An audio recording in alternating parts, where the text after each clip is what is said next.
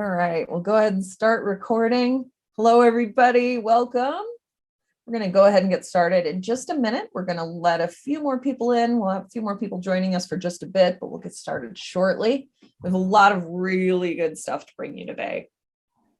And we are very excited that we have teacher trainer Joe Thompson with us today. He is a phenomenal computer science programming teacher and now CodeHS teacher trainer. So he has got a ton of stuff to show us today and to talk to us today about AP Computer Science A. So let's see, we'll get started shortly. Just taking a quick look at our participant list. I am recognizing names again. Welcome back to all of you who I may have met before. And welcome to anybody who's joining us for the first time. We are really excited to have you with us today. You're going to see in a few slides that we would love for you to take a moment to introduce yourself to us. We always love to know where our participants are coming from. So if you'd like to go ahead and open up chat. Nancy kicked us off. Thanks, Nancy. And it's great to see you back.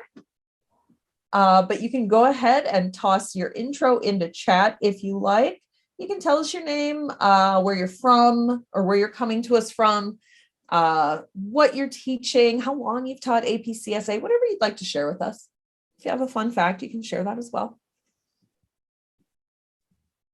All right. I'll go ahead and let you start that. And I think our room has settled down. And y'all are seeing my slides, right? Cool. Okay, good. I suddenly got nervous. Don't know why. Guess I just like to freak out for no reason. Okay, let's go ahead and jump in. I'm going to take us through a few of the logistical things for our workshop today before I go ahead and turn this back over to Joe. All right, so first link of the session today, the slides. So if you'd like to grab the slides, you can browse out to codehs.com/apcsa-slides. Or you can scan that QR code if you have a mobile device and would prefer to look at it that way. And if you're thinking, I don't need the slides right now, I'm not in a place where I can view them, no worries, because we're going to send that out in a follow-up email with the workshop recording as well. And we'll also make sure these are the slides that are located in your workshop section today too. I'll give you just a moment on this slide. Got a few more people joining us. Welcome to those of you who are just joining us. All right, I'm going to take a quick look back at chat. Hey, Nathaniel, great to see you. Hey, Amy. Awesome. CSA for the first time this year, huh, Amy? Exciting. I always wanted to teach AP CSA and I never got to. And it's tough. So I don't know, that might have been a good thing for me. I wasn't very good with Java back then. None of us are. It's all right. Yeah, I think that's a good way to say it. Hey, Trish. Oh, wow. So Trish is coming to us from elementary to high school. Cool. Love to hear more about that, how that transition is for you. That's exciting. Awesome. Welcome, everybody. Welcome, Laura. Welcome, Zach. Welcome back, Zach. I'm really excited to see you at another workshop. Hello, hello. Oh, cool. So moving to Far East Asia this summer and joining the PD to network and learn from experiences. Great. Well, you are going to have an opportunity to network and add to your network during this workshop as well. We're actually going to share out a link with you later in this workshop so you can join the CodeHS community Slack channel too. We definitely want to be a source of support for you this year. Awesome. Wonderful. Welcome, everybody. All right, you can go ahead and keep tossing those introductions into chat. I love reading those. We're going to go ahead and keep going. So if you've got questions, we would love it if you could go ahead and pull up this question parking lot. We have a lot of people joining us today, so we don't want to lose questions. And we know that APCSA might be something you've got questions on. So definitely head out to codehs.com/apcsa-questions. Throw any questions that you have in there, and somebody from our team will definitely answer those. If we cannot get an answer for you today, We will absolutely follow up with those questions and make sure we get you an answer. If we see something there that might be helpful for us to answer live, we'll toss those questions to Joe as well. You can also scan that QR code to access that. Cool. Give that just a moment. Welcome, welcome. We got a lot of teachers who it looks like they might be new to APCSA or new-ish. So that's exciting. All right. So we've been doing the introductions. Go ahead and keep doing those. Excellent. And for our agenda today, we're going through our virtual check-in right now, all that logistical stuff. And then Joe's going to take it from there. And he's really going to be sharing about his firsthand classroom experiences with APCSA. So he's going to look a little bit at that Nitro overview and talk a little bit about that, and then go through some of his other strategies with using CodeHS for APCSA and just ways that he approaches APCSA. He's got a ton of really good strategies, and I'm so excited that he's here to share those with you today. And then if we've got some time at the end, what we'd love to do is actually do a breakout session where you can either maybe choose to go with Joe, talk a little bit more about APCSA, with any questions you might have, or you can come on over and head into my breakout room where we can talk a little bit about teacher tools, resources, and maybe some customization as well. And then we'll wrap up for our 2 hours today. Okay, so now if we have anybody who does not have a CodeHS account yet, please head out to codehs.com/signup to create one, completely free. You can absolutely use CodeHS as a free teacher. You do not have to have the pro plan to do it. I'll give you just a moment if you need to do that. And Lindsay just tossed that link into chat for us. Welcome, Alex. Alex is teaching engineering and computer science. Exciting. Oh, another first-year teacher for APCSA. Love it. That's fantastic. All right. Now, once you've got your account, if you've just created an account, you can go ahead and sign in or sign in with your existing CodeHS account and then browse to codehs.com/go/B7D4F. Lindsay put that into chat for me because I will inevitably turn some of those letters and characters around. But that's going to let you enroll in today's workshop section. And we will absolutely make sure that any resources that you might want are housed there. If we want to add some other resources, we'll add those as well. Perfect. Just peek back a little bit. All right, make sure I'm not missing anything. Okay. I'll leave this up for just a moment yet. And again, you have that in chat. Make sure to sign in first, then click that link. If you do have any trouble accessing or enrolling in that course or creating an account, go ahead and drop a message into the question parking lot. And one of us from the CodeHS team will help you get enrolled or help you with any issues you might be having setting up an account. Looks like we have a whole lot of pros in this audience because we have a lot of people enrolling already. Perfect. Awesome, everybody. And while I'm going to leave this on the slide on the screen for just one more moment, what I haven't done yet, I've neglected to introduce the rest of the CodeHS team who are on this call with me and Joe. We also have Joni on the call, and Joni's waving at you right now. Joni's a PD specialist with us, and I like to say she is our resident PD expert on APCSA. So Joni's going to be keeping an eye on that question parking lot for us. And we also have Lindsay on the call today.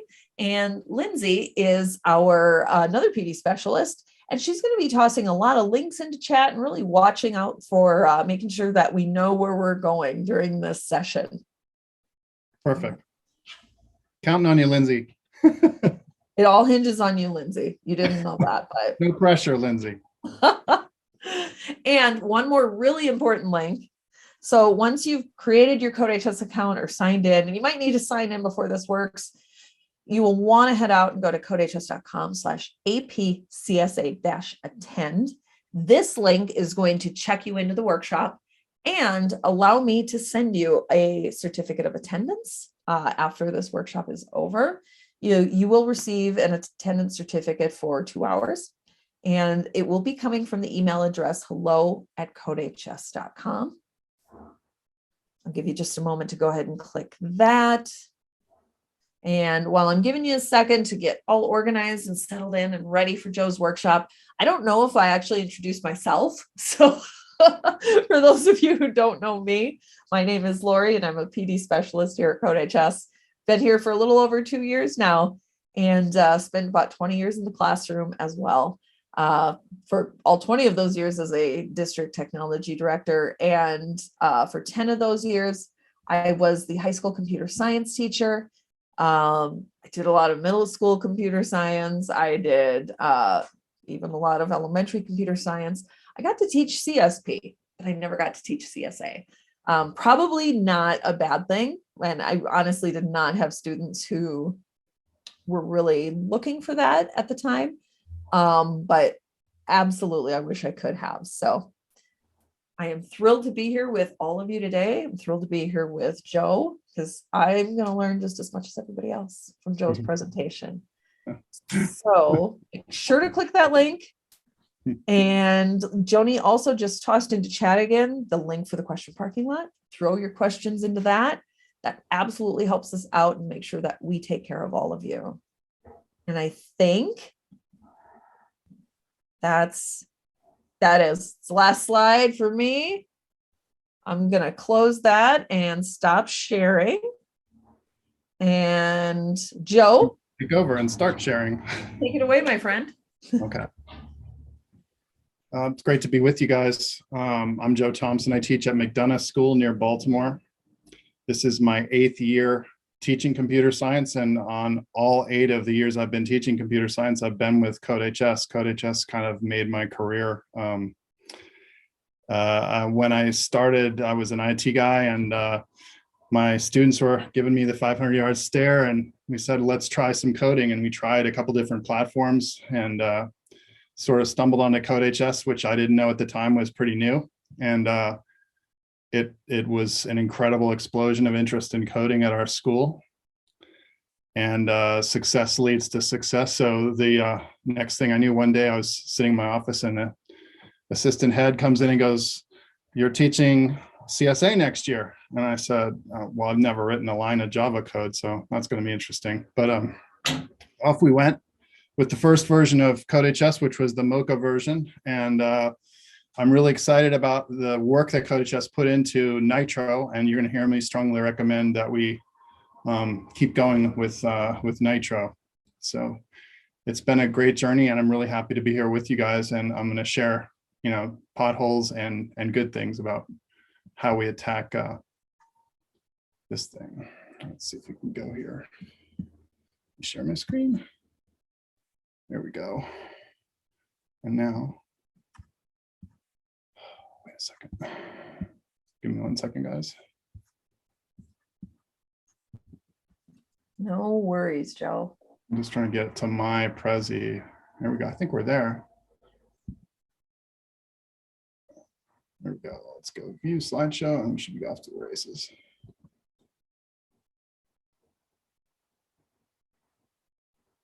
Okay.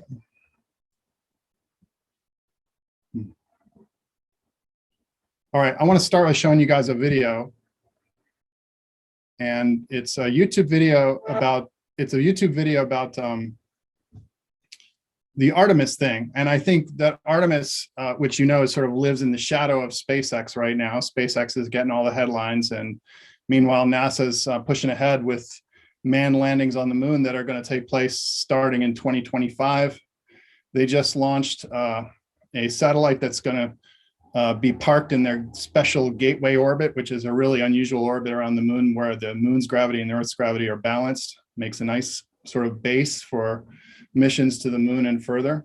And the more those guys at Artemis press on, they sort of turn into a little engine that could, and they keep going. And actually, I'm going to talk a little bit about SpaceX today too, because I think they're a great example of iteration. But let's just watch this this video about Artemis for a second here. 50 years ago, we pioneered the path through the we blazed, cut through the fictions of science. It showed us all what is possible. Today, our calling to explore is even greater. To go farther, we must be able to sustain missions of greater distance and duration. We must use the resources we find at our destinations. We must overcome radiation, isolation, gravity, and extreme environments like never before. These are the challenges we face to push the bounds of humanity. We're going to the moon to stay by 2024, and this is how. This all starts with the ability to get larger, heavier payloads off planet and beyond Earth's gravity. For this, we designed an entirely new rocket. The Space Launch System. SLS will be the most powerful rocket ever developed. And with components in production And more in testing? This system is capable of being the catalyst for deep space missions we need a capsule that can support humans from launch through deep space and return safely back to Earth. For this, we built Orion. This is NASA's next generation human space capsule. Using data from lunar orbiters that continue to reveal the moon's hazards and resources. We're currently developing an entirely new approach to landing and operating on the moon. Using our commercial partners to deliver science instruments and robotics to the surface, we are paving the way for human missions in 2024. Our charge is to go quickly and stay, to press our collective efforts forward with a fervor that will see us return to the moon in a manner that is wholly different than 50 years ago. We want lunar landers that are reusable, that can land anywhere on the lunar surface. The simplest way to do so is to give them a platform in orbit around the moon from which to transition. An orbiting platform to host deep space experiments and be a waypoint for human capsules. We call this lunar outpost Gateway. The beauty of the Gateway is that it can be moved between orbits. It will balance between the Earth and Moon's gravity. In a position that is ideal for launching even deeper space missions. In 2009, we learned that the moon contains millions of tons of water ice. This ice can be extracted and purified for water. It can be separated in oxygen for breathing or hydrogen for rocket fuel. The moon is quite uniquely suited to prepare us and propel us to Mars and beyond. This is what we're building. This is what we're training for. This we can replicate throughout the solar system. This is the next chapter of human space exploration.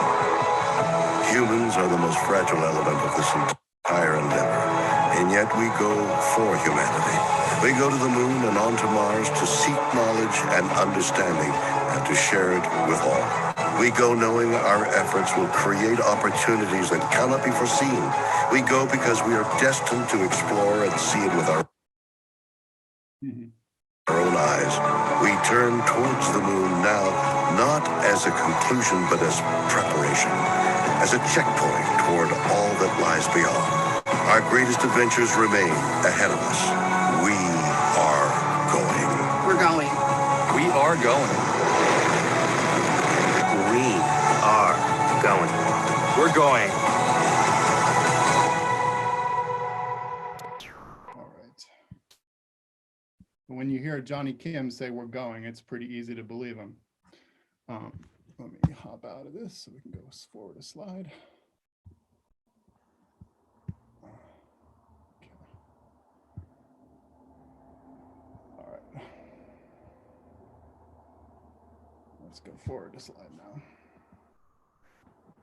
All right, why did I just show you that video? Well, the biggest point and the thing you have to do to sell your students on AP Java and to have them keep going through the difficulties, which I'll be talking about in this course that was built by the College Board, not by CodeHS, is because they're going to need Java, they're going to need object-oriented programming to contribute to large projects. And when I have to boil it down, I basically say you're going to learn some coding in the first year of my system in our intro, our JS and Python courses. That's basically procedural. And then you're going to learn object-oriented coding as a Java student. And, you know, I think we can come back again and again to the idea that Java is used for things like banking, building space missions, large projects, and there's a lot of things we can talk about that follow from that. So let's go forward. In the CodeHS course, where courses are broken down into modules, the modules are built and the lessons are built by the College Board. So this Nitro course, this second iteration of CodeHS's AP Java course, is mapped very closely to the College Board AP Java course, and you want that. And it's very nice that you can jump in and out of the AP classroom. You can jump to other AP resources and refer directly from the modules that CodeHS has built in Nitro to the modules in the College Board course. And then there are supplemental modules, which we'll get into. The modules are broken down actually into lessons, and those lessons are also mapped to College Board lessons. And CodeHS gives you a quiz at the end of each module. There are other assessments you can use in addition, but I happen to use those CodeHS multiple choice quizzes in my assessments. And I also, there are assessments that the College Board provides in AP Classroom that can be helpful also. Each lesson is broken down into activities, and they start with a video and a quiz that checks for basic comprehension. And as you're going to see, I typically will use the slide deck in my classroom rather than making my kids watch the video. And in that deck, I can sort of reinforce the idea that it's us against the course. It's us climbing the hill together. And I'm not afraid to say, you know, hey, this is kind of weird or tricky or something like that. And I recommend to you guys that you develop this sort of ongoing dialogue with the course and with the challenge of AP CSA. This course that a 16 or 17-year-old is taking cannot be the moment for them to decide coding is not for me. This cannot be a weed out course. There's too much of a need for your students, industry, and agencies. I'm very proud to say I have 2 students working at Lockheed right now. You know that Lockheed builds the Orion capsule that's going on top of the Artemis system. I've got other students at agencies. There is a tremendous need, and I don't need to hear to pound it into you guys, but they need your students, and they need your students not to stop coding. So that's not going to be an option. All right, now we come back in this slide to the idea that we got to spend a little bit of time explaining why Java is important. And here we're going to get into maybe some of the differences between the Java language and this course and some of the other coding that your students may have done, including the CodeHS JS course.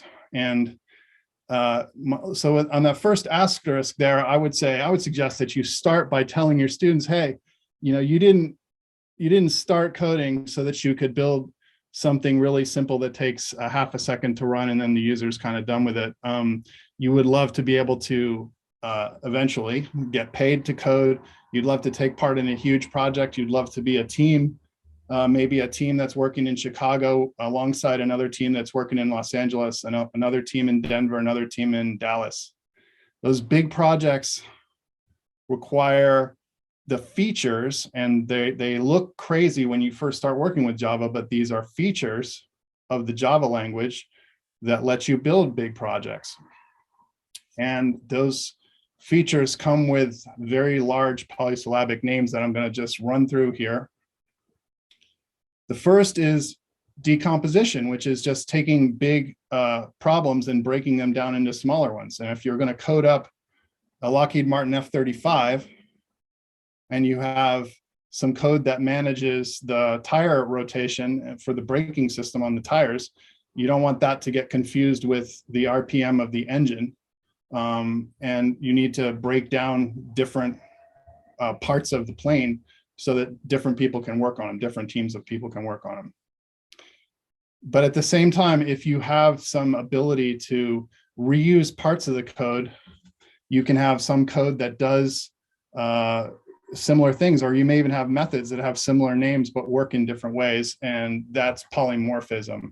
And that's going to be an important concept for you to come back to. And again, these are all things that are suited to large projects, they're part of the reason that your students are looking at you kind of funny when you show them a language where it takes 8 lines of code to write hello world.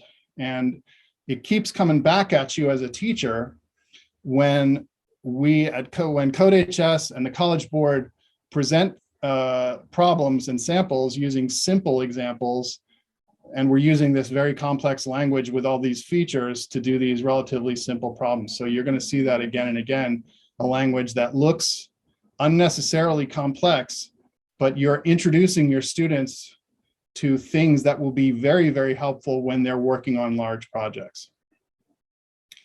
The third asterisk, equally important, encapsulation, data hiding. It's a feature of Java. You know, why can't we just mess directly with our instance variables? Well, because if you're running a banking program, you don't want other parts of the code to have access to the instance variable balance. And it's very important to protect your data and to protect privacy and to hide some of the data from other parts of the code or to be more secure. So encapsulation looks annoying. Why do we have to write all these fancy getter and setter methods? Why can't we just declare that the variable is now twice what it was before?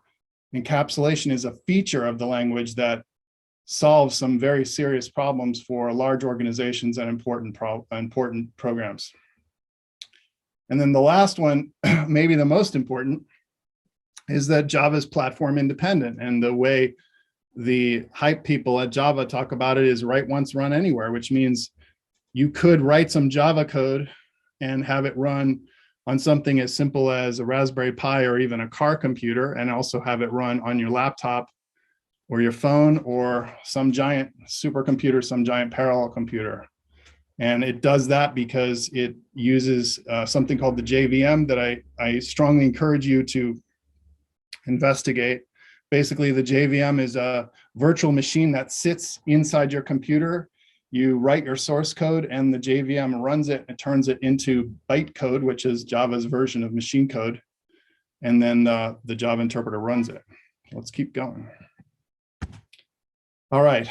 I want to talk a little bit about the Oracle spiral model. I've come to use this and I feel like it's a very important, useful tool, particularly for students who are starting to code Java, having come from something like JavaScript or even other modes of learning where they're thinking every day, I'm going to walk in the classroom, I'm going to learn something, and then the next class, I'm going to build off that thing I learned. And then the next class, I'm going to build off that. And it's going to be this nice, smooth climb up to the top of the mountain. And we all know, all of you guys who've been in the classroom know that coding doesn't work that way. And there are a number of different software development models out there. But I feel that we need to get away from waterfall, which is the sort of equivalent of steady progress, and go to this Oracle spiral model. And if you just give me a second, I'm going to go to open a whiteboard and do this because I haven't been able to find an image that I really liked. So let's see. Give me a second here. I think I do this with chat. Nope. There we go, whiteboards. Guess I'll have to do the screen share. Hold on, Lori, I'm gonna get this. No worries at all. I think the chat's in the whiteboard section. Hold on. New whiteboard. Here we go. Time to make my masterpiece. Now, once I get it open, I'll share it. What could possibly go wrong? I'm going to do this live. It's opening, I think. I think bugs are just a part of our debugging process, whether it's in code or with some other app, is just a natural part of teaching, right? I think he's just naturally building the suspense. There we go. Because I'm like, I can't wait. Come on, Joe. I can't wait to see this now. This is one of the things I was there. Well, I'm really excited about all of it, but very excited about this. So good. Okay, I'm thinking. Let me click share, and then we'll all hope. No. Is it being cranky? Yeah, hold on a second. Let me try sharing. Here we go. Whiteboard. There we go. I got it. Here we go. Okay. Yeah. Thank you all for being so patient. This is It's all good. really new for me. Share. Once I get it open, you'll see why I'm doing this. Okay. All right. And now I'd like you guys to grab a little piece of paper if you can. Those of you who have some paper anywhere nearby. I'm going to build Oracle Spiral here for you. The first thing I want you to do is just make a cross like this, a vertical line and a horizontal line.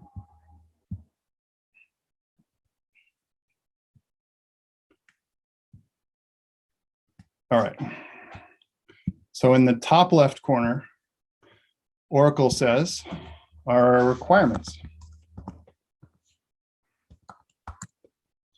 And you notice that every time we do an exercise in CodeHS or we solve a problem in the back of some book, we have a set of requirements, and our coders don't get paid to, and the people who are in large projects don't start with a blank slate. You're given a problem, and that has a specific set of requirements, and sometimes those extend down to things like variable names.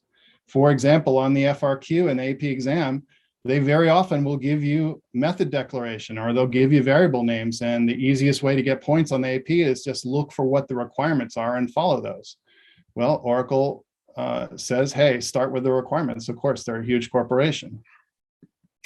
And then the next thing Oracle says we got to do is come up with some kind of design, which means don't go writing code right off the bat. Don't look at what you're doing and just start going, line 1, import this. But think about how you want to solve the problem. What's the best way to solve the problem? And come up with what you English teachers would have called, or your English teachers would have called, a rough draft. Of course you write a rough draft. Of course you have a design. You're going to be revisiting that design down the road. And then stage 3 is where finally, the students will say, finally, we get to write some implementation.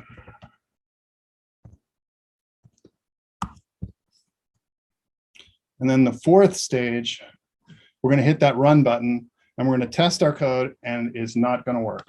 And we're going to try to figure out what went wrong the first time. So now here comes the spiral. Let me go back to drawing. So Oracle says, pretty huge company making a pretty fair amount of money. Let's see if I can get this going. There we go. It's going to be us. Says we're going to start about here. And if you guys have your piece of paper, now you want to grab a pen and start it about here. And the first thing you're going to do is look at these requirements. Take a good look. And in CodeHS, we have an exact parallel to that. It's the assignment. What is the assignment? If your students are taking the assignment in CodeHS and copying and pasting it into their code window as a comment, that's not a terrible idea. Keeps the assignment very visible, keeps reminding them what the method names should be, what are the variable names, etc. But you want those requirements sort of front and center somehow. So if they return again and again to the assignment, that's a good thing. Then we come to, let me just make a little arrow here so we can see which way we're going. Then we come to the design. We don't go straight from looking at the problem to writing code. We think about how we want this code to work. What are we going to do? We're going to use a for loop. We're going to use a while loop. We're going to use no loop. Are we going to split the code at some point using evens and odds? What are we going to design in a rough draft kind of way that's going to get this problem solved for us? Are there other problems that we may recall and we can write in our design, hey, I'm going to do it kind of like I did this in this other problem that I recently solved. Am I going to do it like Jimmy, who's sitting right next to me, is doing his? That's the kind of thing you want to do in the design phase. And now finally, implementation. We write some code. Okay. Let's try to code this thing up. And then the test comes the first time we hit the run button. And guess what happens here? We've come all the way around this. And we are going to, Oracle tells us, one of the biggest companies in the world tells us not to expect it to work. Why would we go build code that we don't expect to work? Because we're going to learn something by iterating through this code. This is so especially true in Java with its complex syntax, the heavily organized large projects, classes and objects, a million semicolons, a million curly braces. It's not going to work the first time we run it, but we want to run it because running it is actually going to help us make the code right, make it work correctly. So the second time, here's the good news for your students. We're going to go through this whole thing again, but the second time we go through it, we're going to go through a little faster because we know it didn't work the first time. So we're going to look again at the requirements. Well, maybe it didn't run because I didn't really do what they were telling me to do.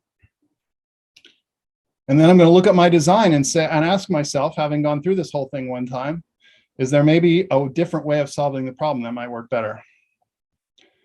And then I'm going to look at my code again, having look at the requirements and look at the design and see if maybe there's some areas for fixing my code, in addition to just straight up debugging, which is going to be a big feature of your students' work as they go through this complicated language without the help of IntelliJ to begin with. And then we're going to test it again. And at this point, not the first time through, not 5 minutes after you sit down, after you've written code and run it once and it's failed and you go all the way through the 4 parts of the Oracle spiral model, here's where you should be expecting to see a little bit of success. Might you have to go through again? Sure. There's a path for you to go through again if you have another failure. There's an expectation of failure and an iterative process. And I believe that this Oracle spiral is really going to help you, and it's really going to help your students. So, the one thing, Lori, I don't know exactly how to save the whiteboard that I've written here. So should I? Oh, there it is, right there. Hey, Joe, before you get rid of that, yeah. We have a question in the parking lot. Sure. Can you tell us why the Oracle spiral spirals outward rather than inward? Sure. Okay. I've been asked that before. I'm having like this ongoing discussion with one of our chemistry teachers about this. And basically the outward means there's no real limit on how many times you might iterate it. And you guys who are related to, or maybe pro coders yourselves, or have had some experience, you know that the customer, the people who write this requirements thing, they love to change the requirements. So you might go through twice and have nice running code, and you go to present it, this beautiful running answer, and first thing the customer does is say, well, I want to do that with 1,000 people instead of 100. And then you might have to go back through the loop. So great question. My answer would be that it goes out instead of in, because you don't want to have an expectation that you might not have to go through this thing again, either right away or 6 months from now or 12 months from now or whatever. Is that a reasonable answer to your question? I think that that's an awesome one. I'm going to translate that and put it into the question parking lot. So anyone else has that, they have reference to it. And I think that that was an awesome explanation. Great. Okay, let me see if I can save this thing. Okay, so now I'm gonna push on with my show. And let's go to share my original show. Here we go. Thank you all for being patient with the whiteboard. Oops. Okay. Right.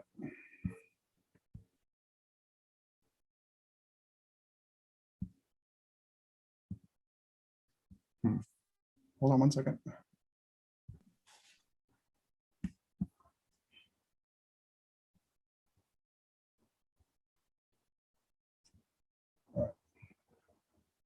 Okay, let's talk a little bit about pacing. Pacing is super important.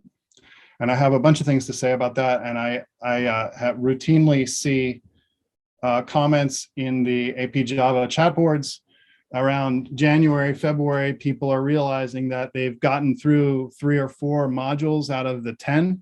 And they're like, what am I going to do? And the best answer I can give to you guys is to favor keeping your class moving over mastery of any one particular module. And it's awfully hard to do.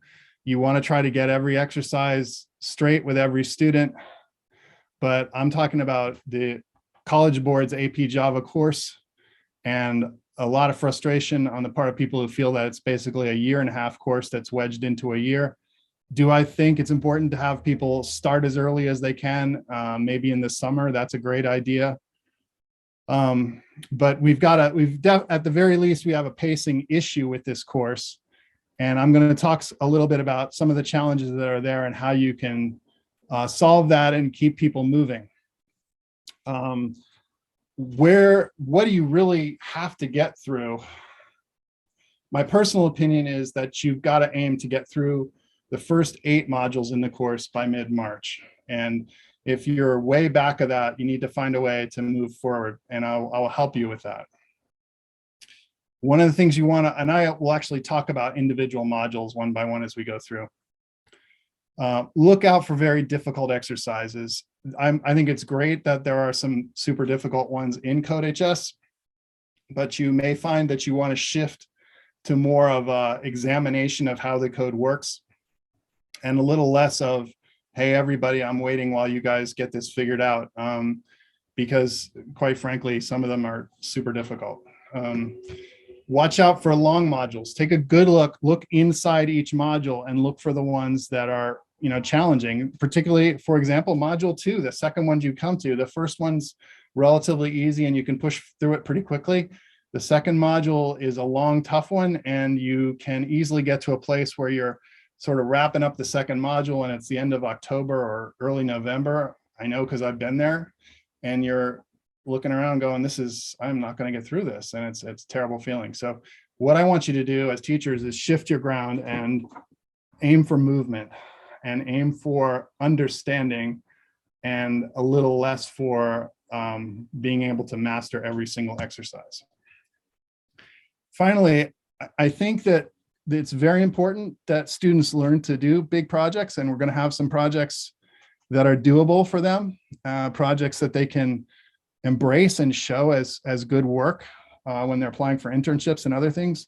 But watch out for those as sticky spots. So you're going to want to limit time spent on projects, and you're going to want to do a lot of sort of looking at good running projects. Maybe some of your faster students are getting through something like tic-tac-toe, and you can have the class examine some of their work, and some of the other students can talk about how certain things work. Watch out for projects as sticky spots. Okay. Continuing on my theme here, in my practice, I think it's okay for all of us to look at PGs that CodeHS thoughtfully provides for each of the exercises and look at them together. And sort of what I do in my classroom is I sit there and say to student Y, tell me what's going on in this class, or where do you see getter methods here, and why would they have chosen this particular type of structure in this other method? And so we're sort of looking at running code, which I love, and asking ourselves, now, what would be a different approach? How could you make it better? Are there other approaches to the problem? And if you think about it, what we're doing there is applying the Oracle spiral model to the entire course. So we're moving, we're accepting the fact that some of our students aren't getting the exercises complete or perfect, and we're all going to learn by coming back, coming again and again to the topics. Let me choose this moment to say that, in my opinion, modules 6, 7, and 8, which are arrays, array lists, and 2D arrays, are absolutely essential on the exam. So if you're looking out at your course from the beginning, from September, you need to plot a path to the end of module 8, and particularly emphasizing 6, 7, and 8, so that you can do some exam review, or so that you can even introduce things like FRQs and multiple choice questions, where it seems like many of the exam questions and FRQs are specifically about arrays, 2D arrays, and array lists. And at the beginning of the course, nobody knows what an array list, or 2D array is. So we've got to sort of get there so that we can start talking about the exam. All right, let's keep going. Let's take a closer look at some of the modules and lessons. And So we start with the primitive types module, and this is a nice confidence builder, I think, for people, and I think that's the way the College Board intends it. I would not let diving into primitive types stop you from having a day or two of discussion of why they want to study Java, not just because it's the next course in computer science, but because it lets them do big projects and it has features, and you can tell them that their frustration is going to be from learning these features that are useful for big projects that may not be the easiest way to do a simple project. Okay, I've already mentioned that the second module, which is the using objects module, is a long, tough one, and we're going to have to find ways to keep moving and look out for difficult spots in that using objects module. Let me see if I can do this for a second. Let's just push through using these slides. The third one I think is pretty straightforward. I would spend just a couple of weeks on that one. So you having plowed through the second one, you then can pick up some speed and pick off the third and the fourth ones relatively easy in just a few weeks. And then we come to writing classes, which is super important and gets you set up for arrays. If you can get through the first 5 modules in the first semester, I think you're in pretty good shape. Just don't let yourself get stuck, and don't let your students get stuck spending a lot of time on one particular exercise or even on one particular lesson. The goal is going to be to survive this course. You got to keep moving. And then we come to these data structures: array, array list, and 2D arrays. And it's super important. It takes serious examination. And if you're doing it right, I think you'll be hitting these in January and February. And then you come to a place in early or mid-March where you can really incorporate exam review and finishing the course. But I'd say a mistake might be, hold on.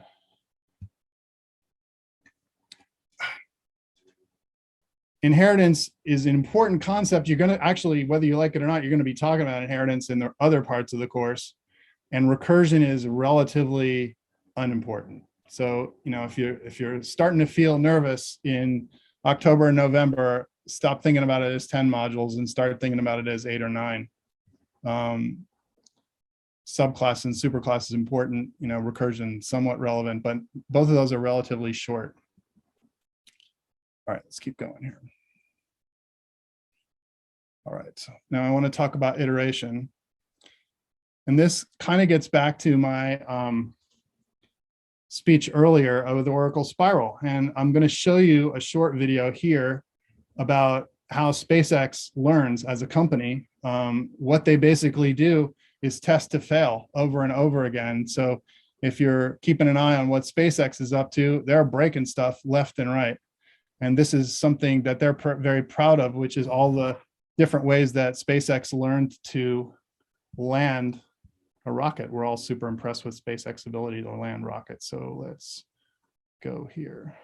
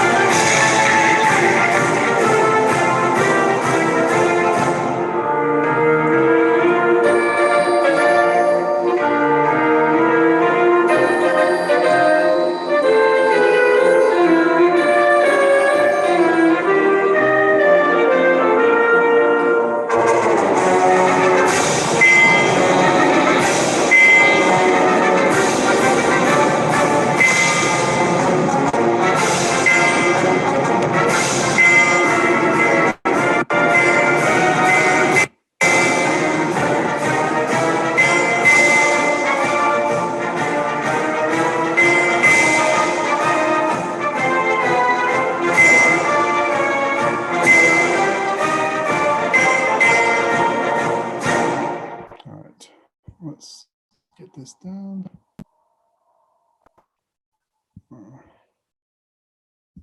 on. I'm sure I do a bad job coming out of these videos.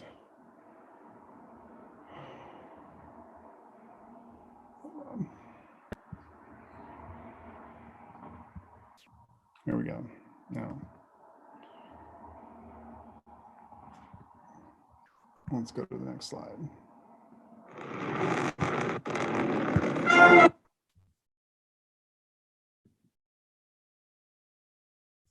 All right, I'm now going to give you guys 3 important documents from the College Board.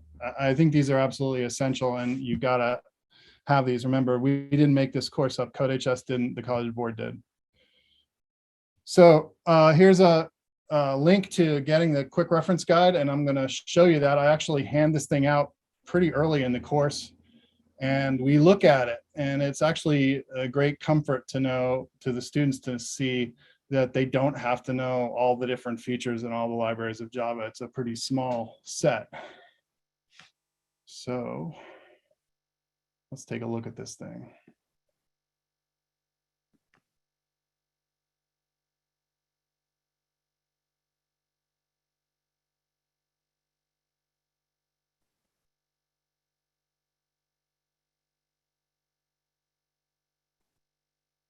You're going to hand this out a bunch of times because they're going to lose it, but they will learn to hang on to it tightly.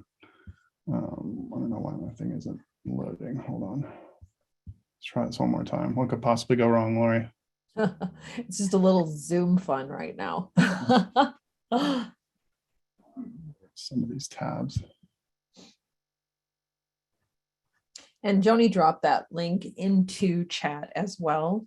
Yeah, I would strongly recommend you guys get it and put it somewhere.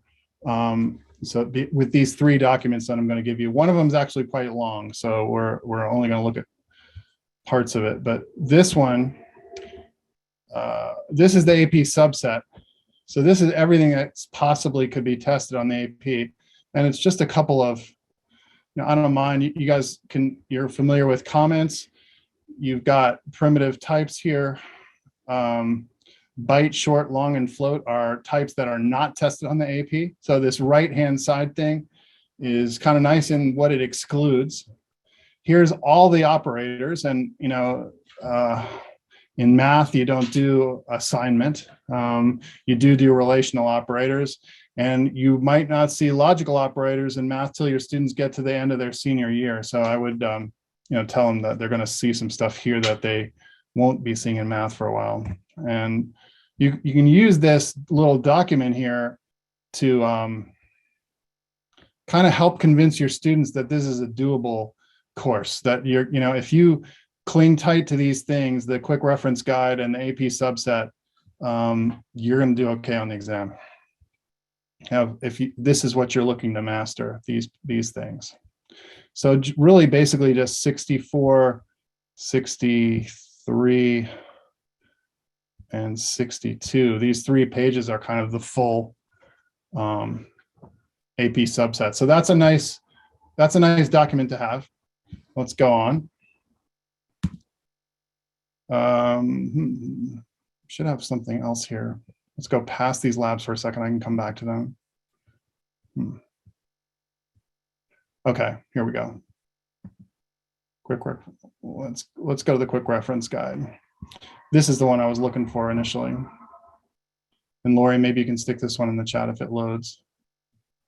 Here it comes. Come on now. All right, this is a 1-pager, and this is every method from the Java library that could possibly be on the exam. Well, how many methods are there in all of Java? Many, many, many. It's like an ocean. And these are methods. Not only are these methods, is this a limited page? So this is 1 page that your students should be feeling like, if I can master these, I'm in pretty good shape. And you can see that there's not a million string methods. There are 7, not a million integer class methods, not a million double class methods, not a million math class methods. You can just, use this to build confidence with your students and have them ask you if they have questions about these as you're going through some of the math class section examples. There's square root, and when they know that they will have this page to look at on the exam, they will feel more confident. So I encourage you to use this, as a reference, and have your students use it as a reference. So let's hop back. And the final thing, not the AP subset, this thing. All right. This is the third one. This is the full AP course description that the College Board gives of the course. And this is kind of every module, every lesson, every topic. So this is kind of more of a reference material. And if students are wondering, if they could find some other resources on a particular lesson and maybe the exercise isn't doing it for them, this is kind of their reference book here. It's more than 120 pages, so it may take a little while to load. But if you see this green cover, then you've got it. And I guess I'm asking Lori at this point to put this in the chat. And you, as a teacher, when you're thinking about structuring your course out, or you want to get a good overview of the course and you got an hour or two, you could do a lot worse than put this thing on your iPad or your phone and just flip through it. And there's a lot of really nice resources in this little booklet that the College Board puts out. There's some detailed looks over pages 27 through 151 of all the different modules. You're a little bit nervous about the iteration module, unit 4, flip to page 75. Some other interesting ideas about teaching AP Java that don't come from me and don't come from CodeHS, but they're useful. People always are going to ask you questions about how do you get your scores? What does it mean to succeed on the AP? And your first answer should be, you can forget about your 100% that you're getting in your other courses. This is not a course where anybody gets 100% on the exam. You're looking to get 70% to get a really, really good grade on the exam. So that's something you can sort of salt in. But this big document, 228 pages, is a very worthwhile download. All right. Let's go back here now. Okay. College Board provides labs, and I think that projects are really important. I'm going to talk about some of the ones that appear in CodeHS. Some of these projects can kind of turn into big time investments, and your students may have feeling like they're not getting through things, and particularly that 11s lab, the steganography lab, I think those are awfully big time investments, but there they are. Magpie or another chatbot, would I say, is something you should use as a great first project for a student. It's a great way to build something that's kind of cool and add methods until you have a chatbot that's doing things that you really like. And Magpie would be one example, but there's plenty of other chatbots you can look at. All right, so tic-tac-toe. I think tic-tac-toe is a fantastic project. It can take a number of hours, but it's really cool when it's done. It's a great project for students to work on together. They like seeing it run at the end. There are numerous iterations in addition to the CodeHS tic-tac-toe. There's an iteration done by Alex Lee. I really like Alex Lee's videos. I include them in my projects. He's a YouTuber. Battleship we see in CodeHS, and then you could do a simple card game. You don't have to build 11s, but you could build something even simpler than that using a card class and a deck class. So building projects is worth doing. You're going to have to figure out exactly you want to salt that in. Great way to get some collaboration going, which is great real world experience for your students. They're never going to, when they get hired or they start doing internships, they're never going to be working alone. They're going to be working in a team, 2 and 3 people, maybe 2 to a system. And this is a great way for them to get used to that. Okay, I just want to quickly mention that there are 2 versions of the CodeHS course, and I've taught them both. I taught Mocha. My guys at Gunston School betaed the first version of Mocha, and so I've sort of been there from the beginning up until the time CodeHS decided to go with Nitro.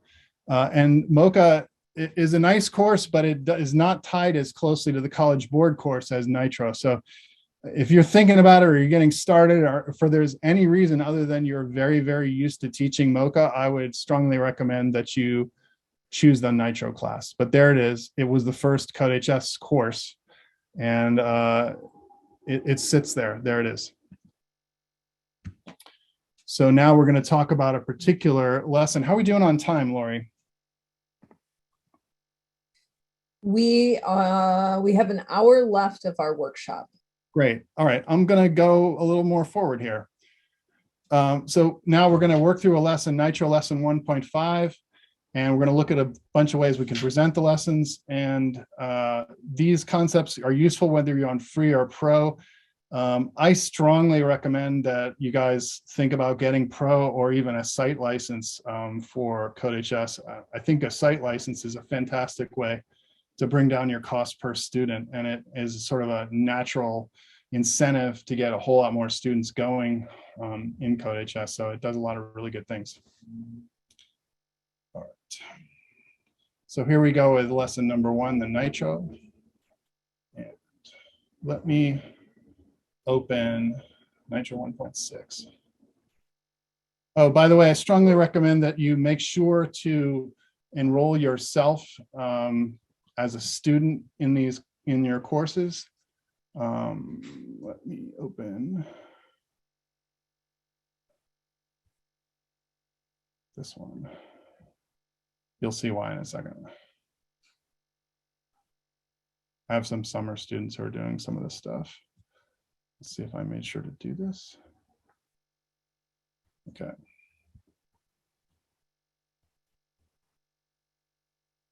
I actually had some of my intro students start Java at the end of the intro year, and I'm really glad I did that. So here we go. We're going to look at these lessons, and some of you guys are new to CodeHS, new to the platform. This is a chance to sort of walk you through a particular lesson. And we have videos here. You notice this is a very gamified platform where users are looking to make it through a level and then proceed on to the next level. And every level starts with a lecture, which I often present as a slide deck in my classes. And then there's a quiz, which I typically will have the students, one student take a question, another one take another one, and you'll hear me talk about those. And then we have these 3 examples of sample code. So where you see this thing that looks like a sheet of paper, that's a great sample code that runs that you can mess with. And then here we have 3 exercises, one where we're using user input to do the my age one, and one where we're working on night out, which I'll talk about, and then MLA citation. And then I put another video, an Alex Lee video on at the end for students to watch. So let's look at the user input video, and I'll show you how I go through it.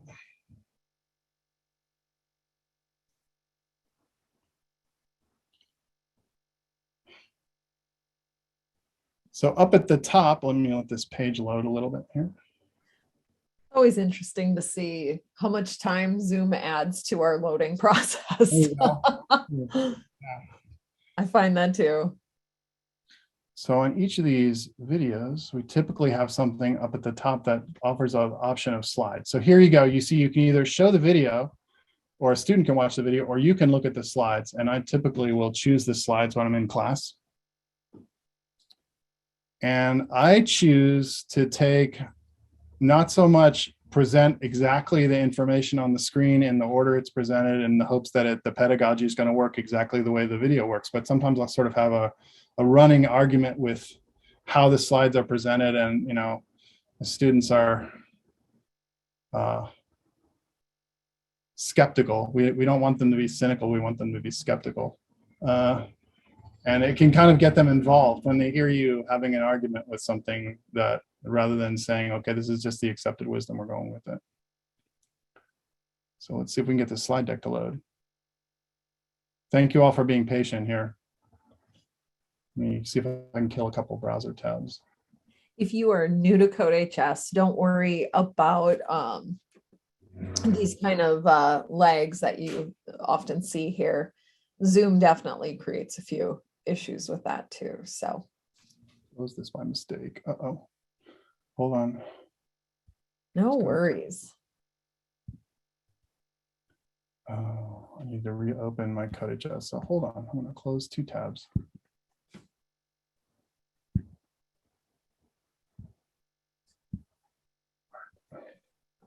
For those of you who actually might be creating brand new courses too in CodeHS, this is your first year of using CodeHS, you won't notice some of the differences, but for those of you who might have used CodeHS in the past, what you'll find is that a lot of our courses have received some little touches, some little updates here and there. And so you might see a few things that look different from the previous year.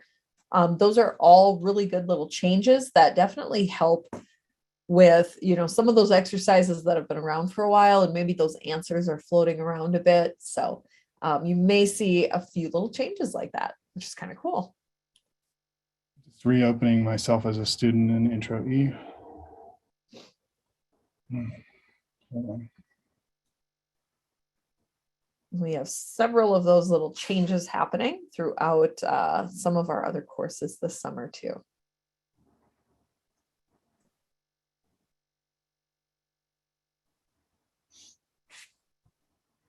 Sorry, my network's a little slow. Sorry. No worries. For those of you who are just meeting me for the first time, I'll mention too that I'm coming from South Dakota, very rural area of South Dakota. And I have many, many options for internet because I only have one ISP in my area and they're not terribly reliable. So I have a whole lot of Verizon going on and whatever else I can grab. So fact of life for many of us across the country, isn't it? No worries at all. User input's one of my favorite lessons too, because I think that's where kids really start to get some of that interaction that they might be looking for in programming. Well, the thing that I like to do, Lori, is to let them know that it's no longer an option to not have user input. So this is just an expectation now that we are going to be giving the users what works with their stuff, basically. Yeah. So I'm now, okay, here we go. Finally back to the slides. So it's absolutely essential, certainly in mobile, which your students are going to be writing hopefully pretty soon with Java as a backend for Android and Swift as a backend for Apple stuff. So another way of selling Java is to say, look, if you want to reach the majority of phone users in the world, you're going to be using Java or its descendant Kotlin to reach them, to run the back end of your mobile apps that you're going to be writing. Okay, so here I've opened this in the slide deck, and I'm just going to go down here and toggle through these slides one at a time and talk over them. And we start by saying this lesson is going to cover Scanner. Java has a lot of different ways of handling user input. Scanner is relatively straightforward. There are other user input libraries of code that are not included in the AP exam that do things like read already existing text. For that, you would use something called buffered reader. But if you want to just give the user a chance to enter a number or enter a string, Scanner is perfectly good, and it's relatively simple to work. And we're only going to use three methods in Scanner: next line, next int, and next double.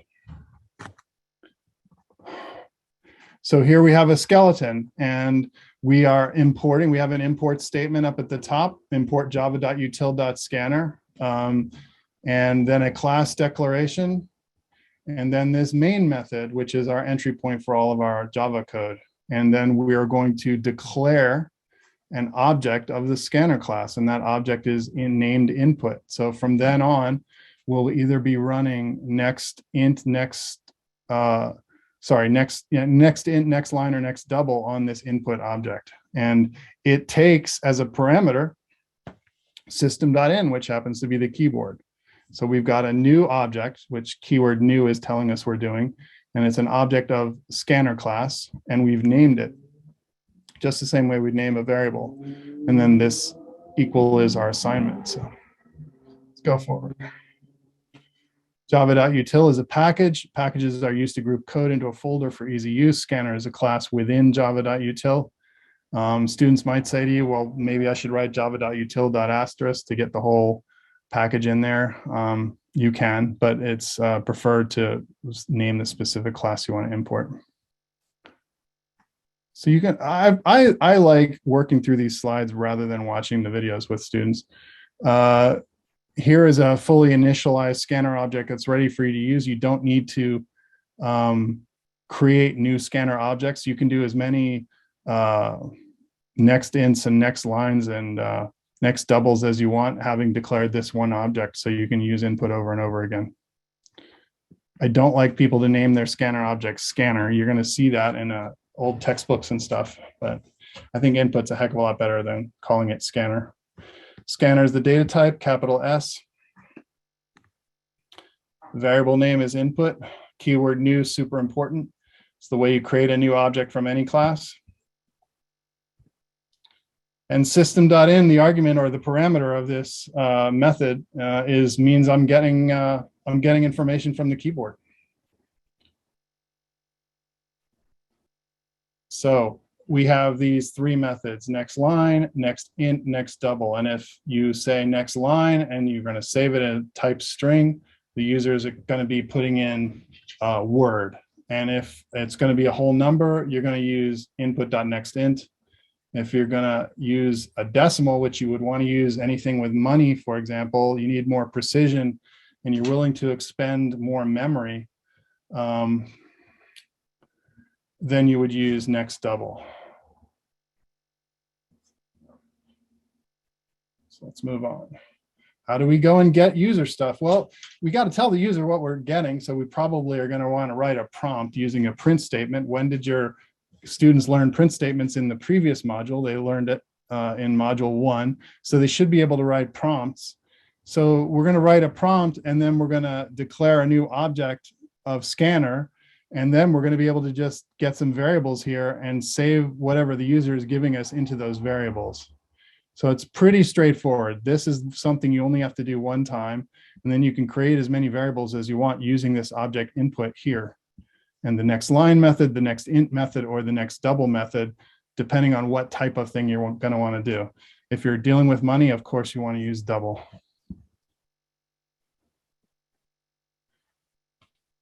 Java is a very type specific. There's another word I'm looking for. It's very important to declare what data type you're using in Java. And that's actually a feature of the language. It helps Java manage memory better. So you get a lot of complaints about, why am I always saying double this and string that, int that? Isn't that just needless complexity? No, it's not. It's helping your computer manage memory and work more efficiently. So let's go forward. So we use the next int method here. We can't use that on name to create name. We want to use next line here. Because that's what they're showing. And now we have a little video of how this system is going to work. So we've got next line. We're saving it into name. I can't make that any bigger. But if you look at the code there, you see a prompt created on line 9 telling the user what they're going to do. State your name and hit enter after you're done. And that's just a big print statement. And there it is printed there. And then you say string name equals input.nextLine, which means the user's going to put in a word and you're going to save that into the variable name. And then you're asking the user for their age, and you're going to save that number that the user is going to give in response to this prompt into the integer variable age. And then you're going to print out name and the variable value of name, age, and the variable value of age. So this is a nice little lesson that gets people used to taking user input. Let's go forward.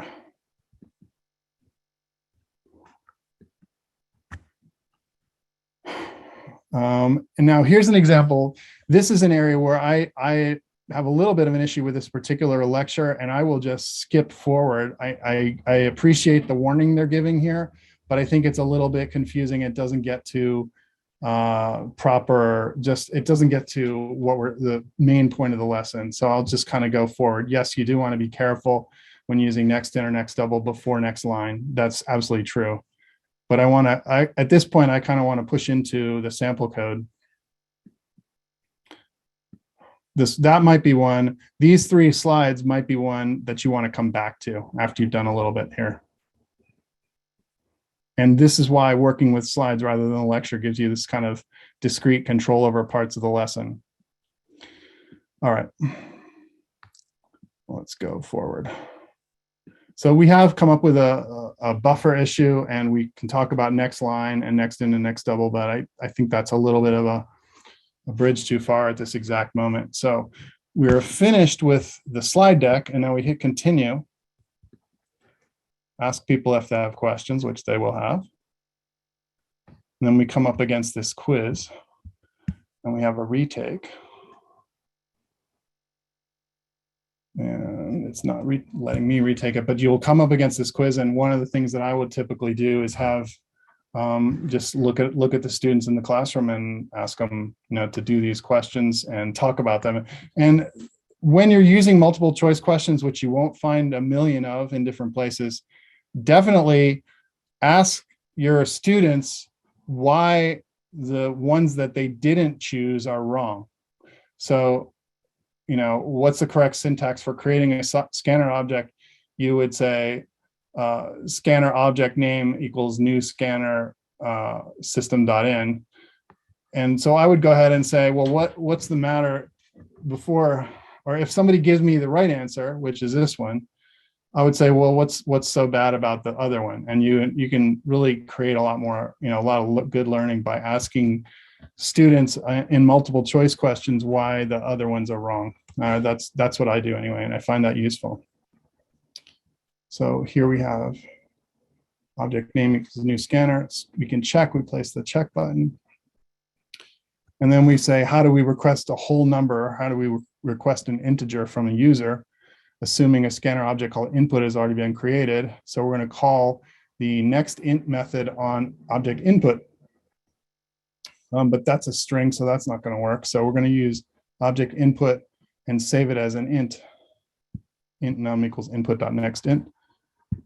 And that's right. But I would say, ask your students to take apart why the wrong answers are wrong. You can get a little more out of the quizzes that way. And then we push on. And this is the area where definitely your students, but oftentimes a lot of teachers too, will push through these sample codes a little quicker than I think is useful. I think there's awful lot of juice in these sample codes, and you gotta make yourself and your students take a harder look at these. Of course, they're interested in getting on with the exercise. But I would sit there, because it's so important to cut through the jargon in Java, and go ahead and talk to your students and say, you know what, here's some really bad news.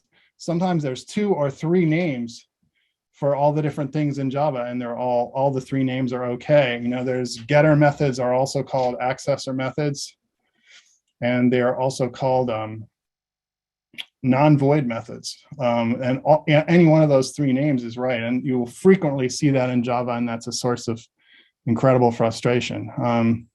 So we can look at code like this, which looks fairly simple. We've got 10 lines of code here with some comments. But we have to kind of break it down, and you could say something like, where is the scanner object declared here, Timmy? And Timmy can say, it's down there on line 10. What's the name of the scanner object? Input. And you can work with this and just look at this nice running code that is going to run, and you get away from sort of banging your head against the wall, going, well, everybody go do this exercise and make the code work. Looking at running code and talking it out is a great sort of prelude to attempting to solve some of the exercises we have. And even sort of why. I mean, here you can see in this nice running code that the author has indented properly.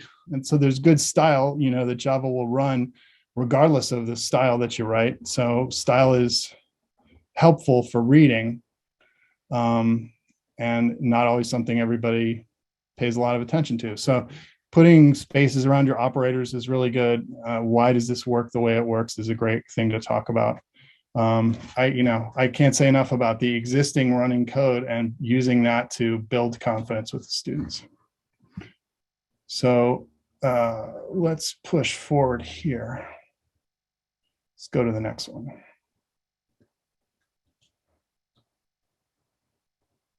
So what we've done is actually use one instance of scanner and done some user input there. Let's go next.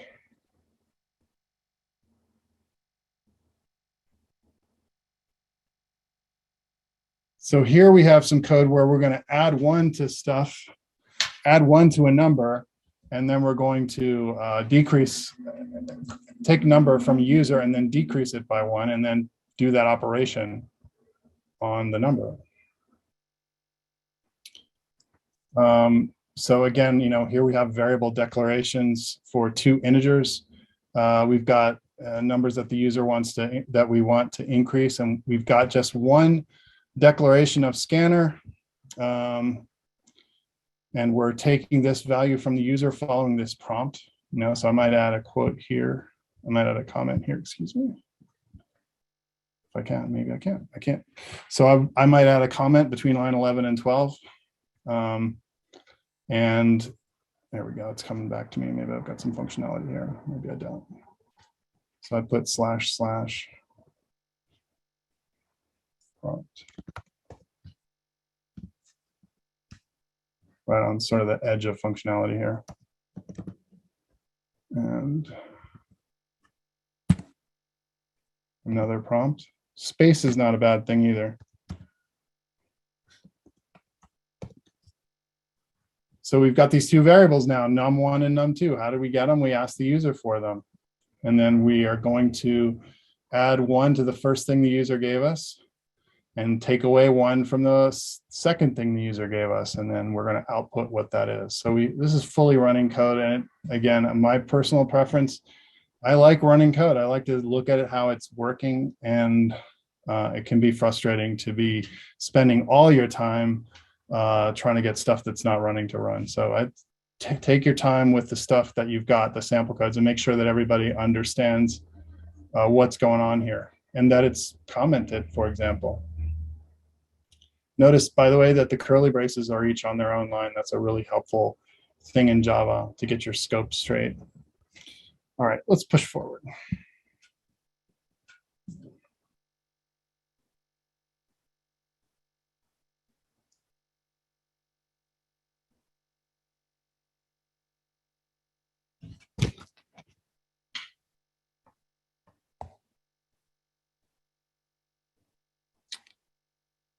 All right, so here we have some slightly more complicated code. We're gonna use next line, next double, and we're gonna read things in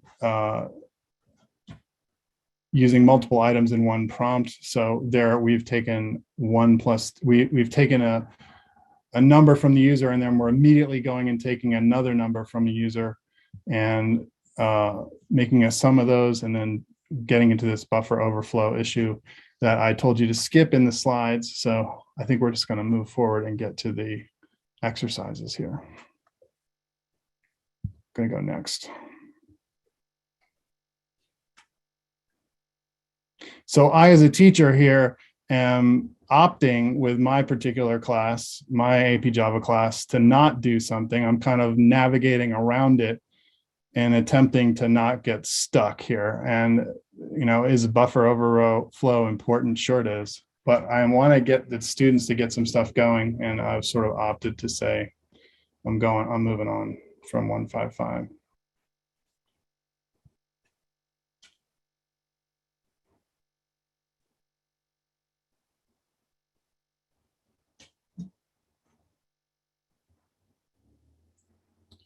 So here we have, let's look at the assignment. Remember with Oracle Spiral, the first thing we want to look at are the requirements.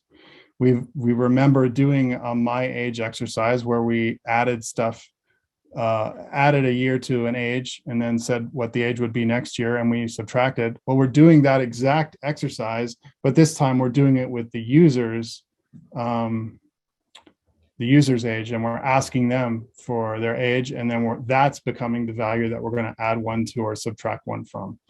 And so I've separated these little blocks here with some space to help make the code more visible. And this is a nice modification. It's sort of iterative in and of itself, because you're taking some code that your students have already written, my age, and you're adding a user input component to it. So I like this particular exercise, and I would not have wanted the buffer overflow section to get in the way of the students writing this code here.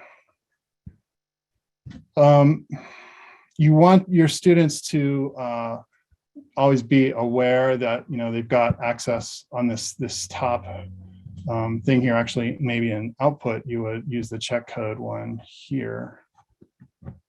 They're going to want to go, your students are going to want to go to submit and continue to get credit and move as quickly as they can. The advantage of choosing the check code red box is it's going to run all the tests that the autograder runs and tell you which of the tests the user's code is failing. So remember, we had that expectation that our stuff wasn't going to be perfect first time around. Whichever one it fails is going to come up here in red. If it fails the one where age is 20, it'll let you know. So here we ran check code at run. Now we can hit submit and continue and go on to the next exercise.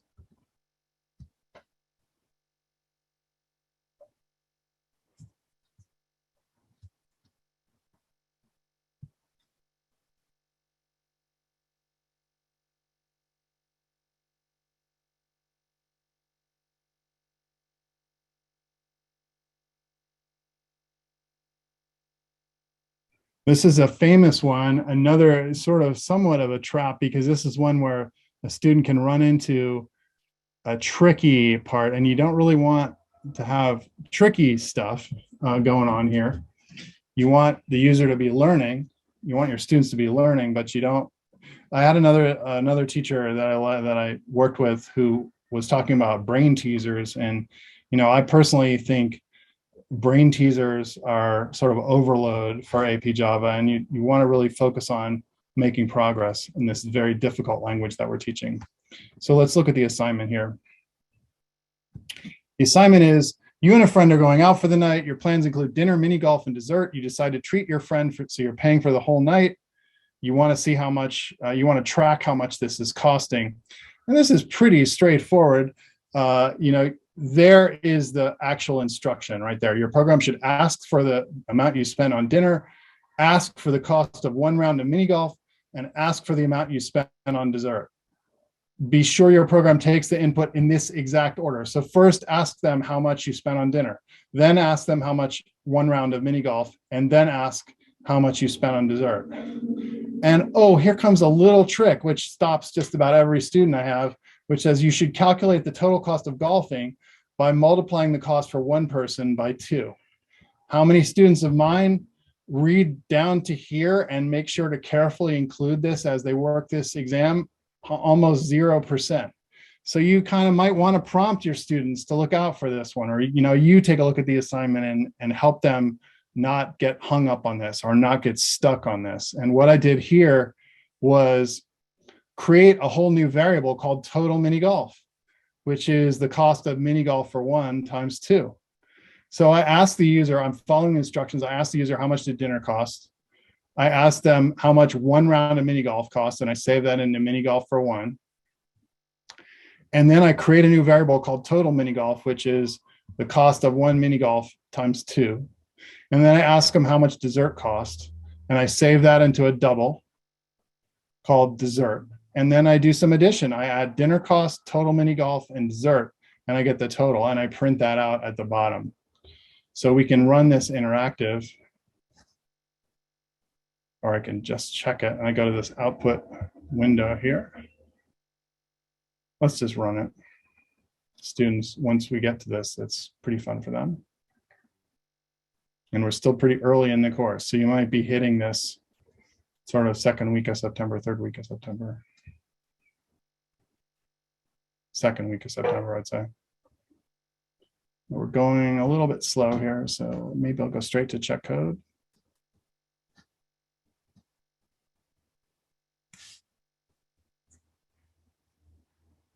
You can always hit the stop button, should be able to. Yeah, and this really is just a Zoom issue right now. Zoom is a resource intensive thing. So I'm going to tell all you guys listening that your students are always going to be hitting this submit and continue too quickly. And there's a lot they can learn by running check code. And you're going to have to tell them to click the red check code button before just hitting submit and continue and then wondering what was wrong. Because the check code button is going to give them the results of the test that the auto grader is running. You can see testing with 1456, 10, 456. And if it passes all these, then the good news for your students is they get to go on and try the next thing.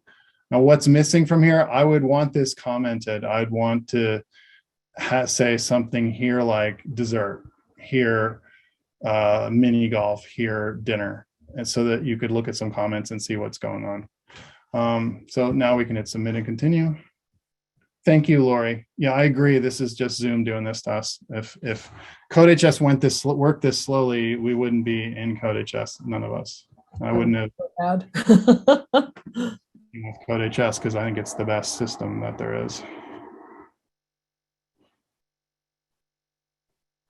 So we're pushing on with this lesson.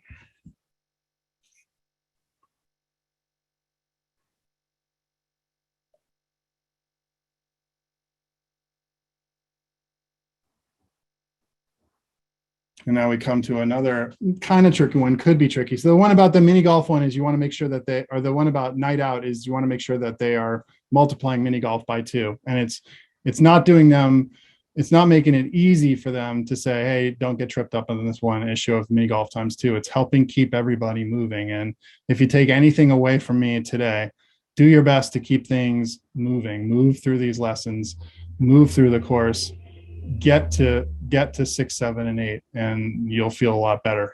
So here we have MLA citation. So we're actually going to build a citation for using the user data for author's name, title, publisher, and book, and we're going to output something in MLA format.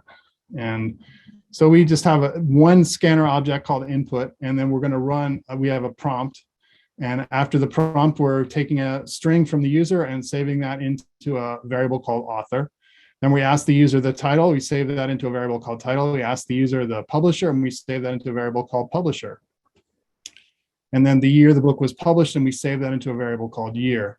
And we're going to end up with 2 lines. So this will look nice like a MLA citation. And we're going to have that variable name author plus a period plus a space plus the variable name title, the actual value for that, which is what the user gave us, and then a period. And then we're going to go to another line because we have this print line command here. And on the next line, we're going to write the publisher, comma, space, the value of year, period. So let's just run this thing and it'll ask us some questions and we'll be happy.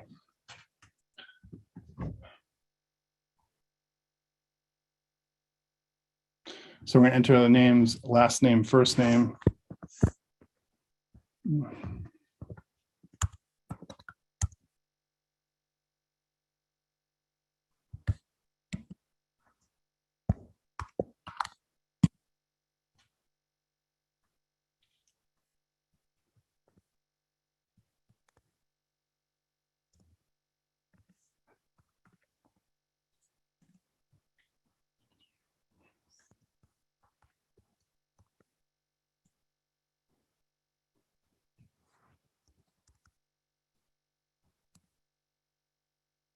After we run it, it puts out the results in 2 lines, and then we click check code instead of just going to submit and continue.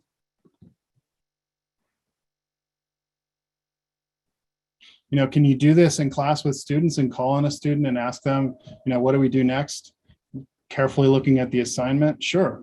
Can you work it together? Can you work in small groups? Absolutely. A lot of different ways to work this. So you have your own style. That's all fine. So we've got this. These green bands mean where AutoGrader loves it. So now we hit submit and continue. And let's see if we have a video here, and then I'll just cut away from, but that's basically a lesson. 158, 115, lesson 15. And that corresponds exactly to a lesson in the College Board course dealing with user input. where's the right place to put scanner in. I think it's good to put it in early because you want your students to learn that interactivity is such an important part of coding. So you guys have the ability to salt other videos into your course or Looms. Maybe some of you guys are used to using Looms and you want to do a little enhanced content for some of your students. It's dead easy to do that. And there's certainly no rule in CodeHS that says you can only use the CodeHS content. You can also delete stuff. If you come to an exercise like I do sometimes, and you say, I don't want my students doing this. This is a little bit of a distraction, or I would prefer to not teach this. Get it out of your course. Take a look at what's there, add stuff of yours, and take stuff out. Let's just take a quick look at what I put here. I think I put Alex Lee video here.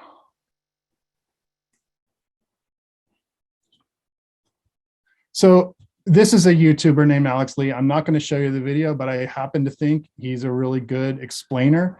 And sometimes, and it's good to tell your students that sometimes there's other getting user input can be like the trickiest thing when you're first starting. Stop.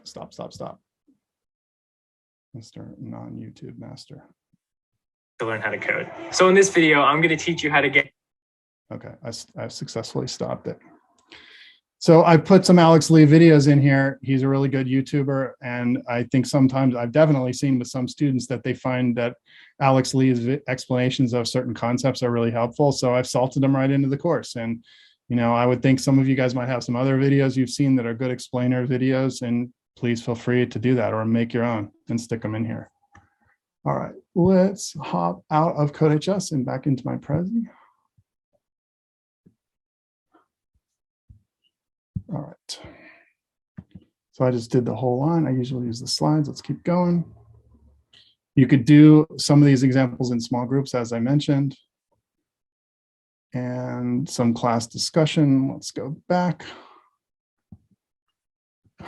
I like these slides. Yeah, user input, super important. Let's keep going. The quiz, raising hand. This is pretty consistent with what I was saying. Keep going. Different ways you can use this. I hope that you're coming away from this with a sense that this CodeHS framework is something that is a baseline for you, and it's up to you how you want to use it.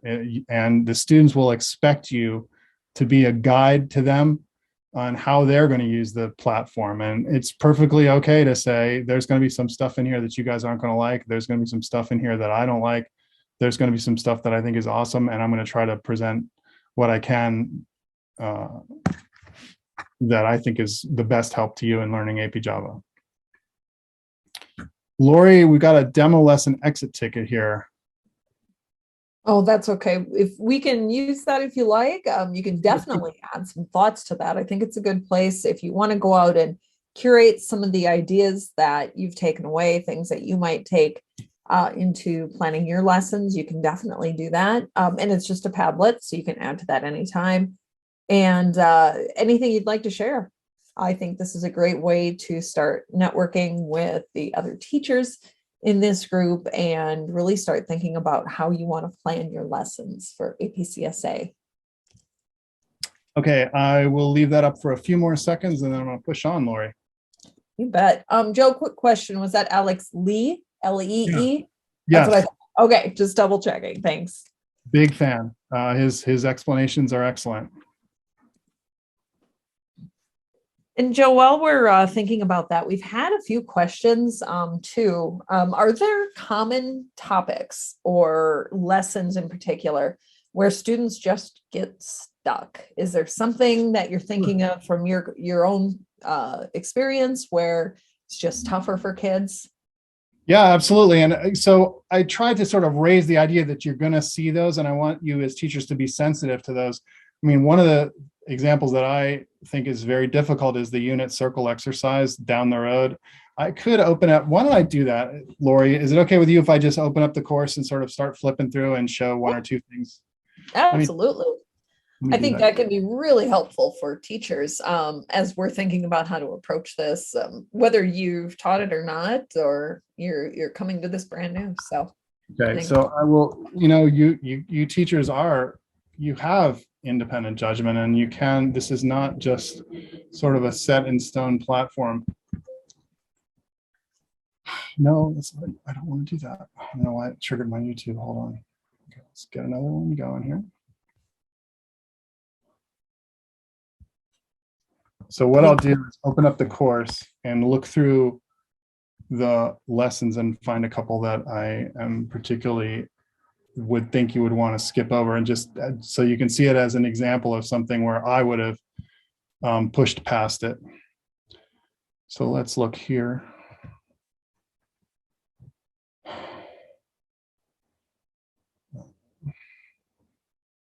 Hold on.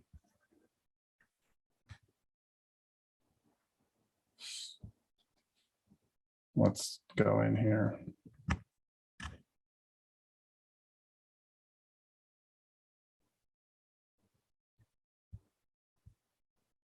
Let's go down the road from Colin.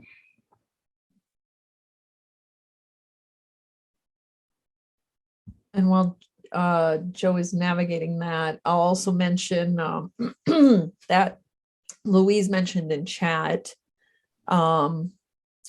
where sometimes students, when they come back to an exercise after they see that answer, they might realize how much they were actually overthinking that assignment. And I'll say, I know I've experienced that same thing on my part when I was learning Java and going through it the first time years ago.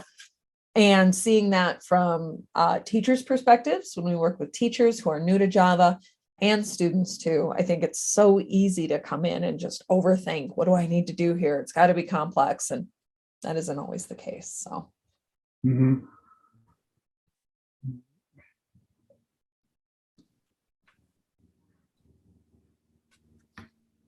I think one of the things that I've always found tough for kids, and it depends on what their programming background is, but sometimes when they're coming from something like Python or something that is not object-oriented, one of the toughest things is often just understanding objects and what's that relationship between objects and classes. That can be a really abstract concept sometimes for them to go through. So just that entire broad area, I think, can be a tough one often for kids. So I'm going to give you guys a general rule, you teachers out there who, like me, are, you're watching your pace. And I will say that where you're going to see the sort of brain teaser type exercises will be in the very last exercise of a lesson.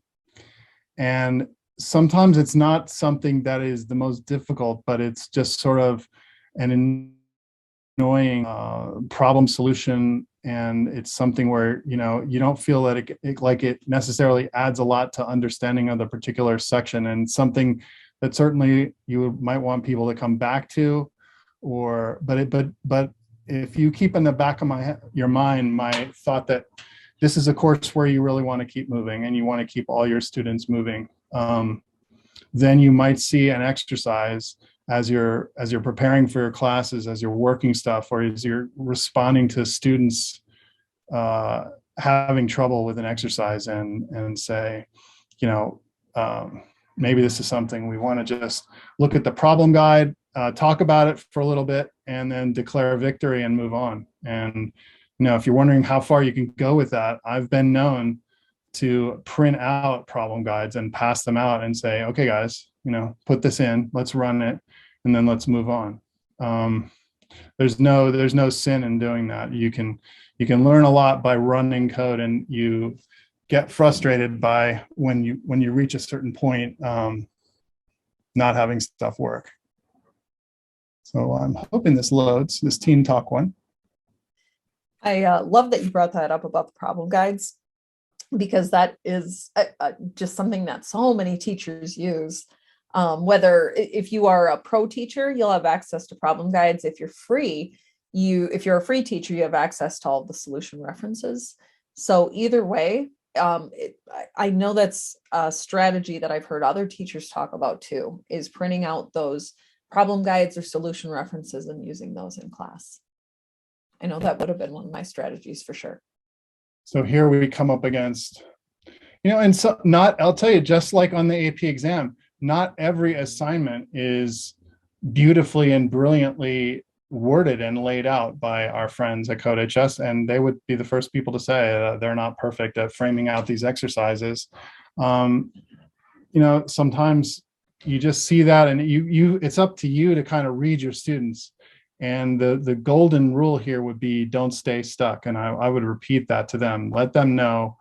I mean, my early days of teaching, I had students who would be on one exercise for like a week, and I learned that it doesn't take long if you're taking a week to do an exercise that you know, frustration comes in, and that's the pathway to, oh, maybe this coding isn't for me. And you absolutely do not want students to reach that conclusion. You need to intervene before they make that foolish mistake of thinking that coding is just this tiny silo that's only for a few kids, because the companies and agencies need everybody. So here we have the assignment: write a program called Teen Talk, takes a sentence and returns a new sentence based on how a teenager might say that. So we're just inserting the word like in between each of the words in the original sentence. That is so funny would return that like is like so like funny. So I might very well here in this situation go straight to the PG, which is up here in Toolbox. I'll click on it. Or I'd click on Toolbox, or I'd print them out. And I would say, let's take a look at the problem guide and see, and then I would get somebody to tell me, you know, what's going on. And that's a great, when you're looking at some running code, whether it's sample code, whether it's a problem guide, just say, hey, what's happening? What's going on in this code? And you're going to get a lot of interesting responses from your students by saying that. So I'm now opening the PG for Teen Talk, assuming that Colin and a bunch of his buddies are having a really hard time with this one.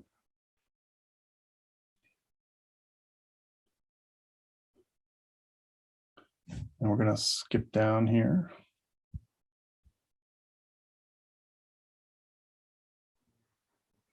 Player score has been a really difficult one for my guys in the past. Divisibility has been a tough one. Looking for Teen Talk in here. It's here. There's Teen Talk. So you would just open the problem guides for the course, open up Teen Talk, and have a conversation with your students about running code that I think can often be very instructive and very helpful. Let's see if I can get this thing open.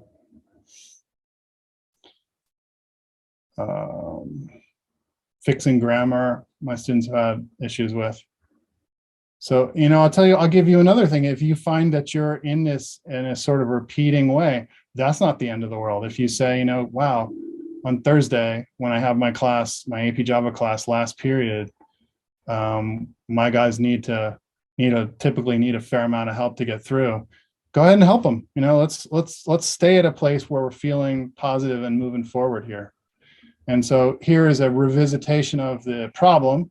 Write a program called Teen that takes a sentence, and we're going to use some string methods here.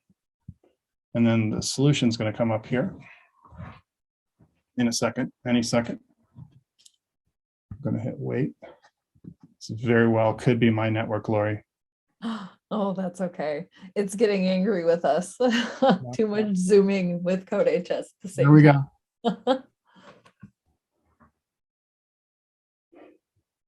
All right, so you now have this on your screen, and you just say to student X to the left of you, what's going on here? And they need to talk to you about the class declaration, and there's the main method, and you've created a new teen. Okay, I got another thing I'm gonna give you. This one might be worth putting up with this entire 2 hours. CodeHS always opens you up in the tester class. And before you look at creating actual objects, your first move is to look at the actual class. So you want to open the teen class first. And this is something I tell all my students, that when you're trying to do an exercise, you don't want to start by creating objects. You want to start by looking at the methods that are there for you to use. And here we have a constructor here we have some instance variables, and we have a constructor, and we are feeding into that constructor the first name, the last name, the grade, and the text messages. And then we have a toString, and we have this teen talk method that is built. And we need to change the text message and place the word like in the place of each space in the message. And this is kind of what we're working at here.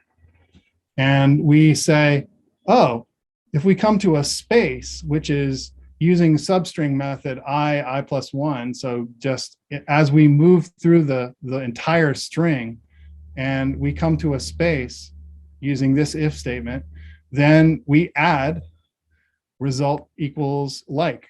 So, I always tend to break down these compound operators into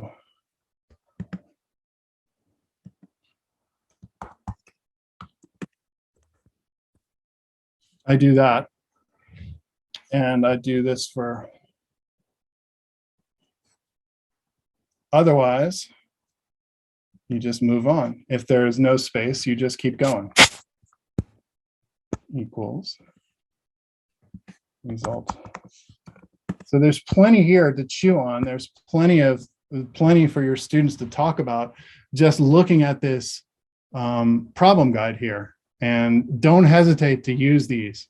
You might want to, if some of these, if you're looking for trouble, if you're thinking what exercises are going to slow me down, start looking at the end of each lesson and ask yourself, if I have my students do a couple of exercises and I'm running a little short on time today and I want to get through this lesson, maybe I have printed out and passed out the last exercise, and then we just do this and we talk through it. That can be a great way to make your way through the lesson. But if you're going to sit there and wait for every student to complete every exercise, you're going to run into all kinds of time pressure. Lori, that's my comment. And that's not a negative thing about CodeHS. It's more like CodeHS is laying out a lot of possibilities, and it's up to you as a teacher to manage the time. And this is a very difficult course. Let me come back to that again without being negative.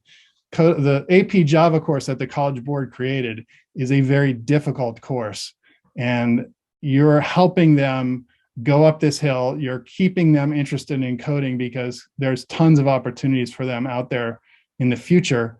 And you're gonna reap the benefits of keeping those middle row students involved and engaged and keeping the entire class moving. I think that's where I want to leave that one, Lori. Yeah, no, that was great. Thank you. I just want to make a quick note here. I know we're getting down to time real quick, so I'm going to make sure that we cover a few things here. I'm just going to jump in, Joe. Go ahead, Lori. I'm going to stop my. Okay, sounds good. So Amy just mentioned in chat, and so I wanted to point this out. I was going to write a message back, but I thought, I'll just say it. So Amy suggested or said I could use a whole PD on creating our own auto-graded exercises using testers and classes. So I love that idea, and I know that so many of our teacher trainers, I shouldn't say so many, we have some of our select teacher trainers Java, and are pretty comfortable with those. And so I think that's something we can definitely work on bringing to everybody. So it's that's really valuable content, Lori. Yeah. Cool. So we'll definitely talk about that. And so watch for that. Keep an eye on that codehs.com/freepd page to get more updates on that. Cool. Awesome. Glad you're excited about it. So since we are getting down to time, I'm just going to mention, and actually, hang on, hold the phone 1 second. Let me grab my slides. So what I wanted to mention is that we do have quite a few resources that we want to make sure to point out, and you're definitely going to get access to Joe's slide deck as well. And so he's got some really good videos linked in here. And so I would absolutely recommend that you take a look at those videos. I think those are things I would absolutely pull out and show my kids as well. So take a look at those first. Bear with me 1 second. I'm going to share my screen real quick. Yeah, we'll share that one. Okay. And I just saw something interesting in chat that I wanted to take a look at too. Let's see. Oh yeah, so I love this too, to circle back on something from the start of this. Why should we learn Java? And I love that we're starting the course asking students this, or explaining to students, why are we learning Java? I like what you've pointed out here, Flavio. I should note that by learning Java, you basically are also learning C# for free, since they are almost identical languages, for sure. I think that's another really important thing to note. Java is not just on an island by itself. There certainly are these other languages that are going to lend itself to easier learning for students once they know Java, and C# is so critical. And I also, Joe, you mentioned Kotlin as well. And that's one that I've been very interested in and have actually been teaching myself too. So love it. You're gonna get the back end of mobile app development for the majority of devices in the world, which is Android, by learning Java. Absolutely. And Joe, just to piggyback off of one of your other workshops, Joe is a huge fan of and promoter of certifications, student certifications. And if you take the Java route and start, taking that into Kotlin more, students are really going to be very well prepared to take those Google certifications too. And they have a Java cert. Google has a Java development cert and that Kotlin direction or Kotlin path as well. So cool. Thank you for that. I love circling it back to that. And I think it really brings everything back around to that, what ties this whole workshop together. Why are kids wanting to know? Why should they know Java? Super. Keep coming back. Yeah. So Lindsay just tossed some links into chat for us. There's a bunch of resources we want you to take a look at. And you'll see in the slides too, there's some additional things that you can use with AP-CSA and the CodeHS platform. There's practice questions. There's the FRQ Center. There's so many different resources you can use. And there's a whole review course. So when you get to the point where you want to start reviewing with your students and preparing them for that AP exam, there is that AP-CSA review course as well. So all of those are available to free and pro teachers alike. And we will be doing many more AP-CSA workshops throughout the year to help you and helps keep you on top of where you should be, pacing and everything else. So, but we also have, excuse me, in this slide deck, some additional AP-CSA resources here. These are the ones Lindsay tossed into chat. Definitely check out the AP-CSA Hub at codehs.com/AP-CSA Hub. It's going to give you all of our resources in one place. You'll see it all there. We also provided a link to the review course, the FRQ Center, and question of the day. You won't see questions of the day right now, but as school starts up again, make sure you're subscribed so you can see those AP-CSA questions of the day. And we've got, there we go, some additional resources that we wanted to point out, just general CodeHS resources as we wind down our workshop for today. If you've used CodeHS for a while and you think, I really kind of like this platform, I want to be a certified educator, we'd love for you to go ahead and check out that program and apply. And we've got CodeHS micro-credentials. Joe mentioned that as well. We have teacher micro-credentials and we have student certifications too. So you can definitely look at those from a teacher perspective, but we've got the Java student certification too. So you'll want to check those out. You can always keep up with the more workshops that are coming. We have a ton planned yet for this summer and more being added all the time. So make sure you keep an eye on codehs.com/freepd. And we have a new link here too, to join the CodeHS community Slack workspace.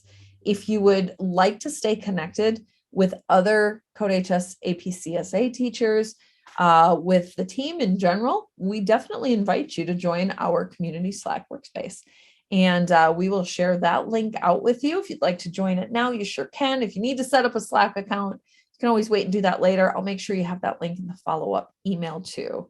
Let's see. Mary asked, does your question of the day start in August or September? Joni, do you recall? I don't remember if it's August. I have someone answering that right now. He's typing. I don't see the answer yet. So I will get that as soon as I see it. Cool. So we'll just kind of keep that on hold. When you see it, Joni, go ahead. Oh, I do have it. Okay. So it's Monday, September 5th, which is Labor Day, but that's the day that we're going to have the first question. Cool. So there we go. Perfect. Thank you for checking. That is how fast our team will respond to your questions. She just sent that to another team member and they responded that fast. Okay, so we have some more workshops coming up.